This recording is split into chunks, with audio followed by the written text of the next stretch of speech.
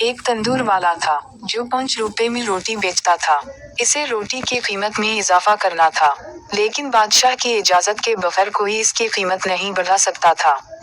تو وہ بادشاہ کے پاس گیا اور کہنے لگا، بادشاہ سلامت، مجھے روٹی کے 10 روپے کرنے ہیں۔ بادشاہ نے کہا کہ 30 کی کر دو۔ تندوری نے کہا، بادشاہ سلامت، اس سے شور مچے گا۔ بادشاہ نے کہا، اس کی فکر نہ کرو، میرے بادشاہ ہونے کا کیا فائدہ، تم اپنا منافع دیکھو اور روٹی 30 روپے کی کر دو۔ اگلے دن اس نے روٹی کی قیمت 30 روپے کر دی۔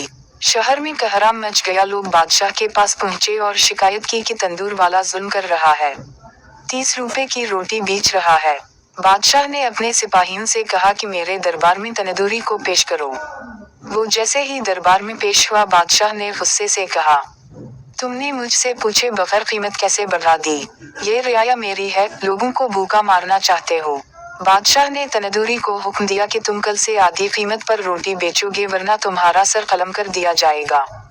بادشاہ کا حکم سن کر عوام نے اونچی آواز میں کہا، بادشاہ سلامت زندہ باد۔ اگلے دن سے 30 کے بجائے روٹی 15 میں بکنے لگی۔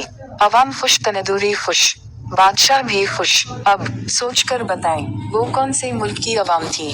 مزید اچھی کہانی پڑھنے کے لیے کنول پوئٹری چینل کو سبسکرائب کریں۔ کہانی پڑھنے کا شکریہ۔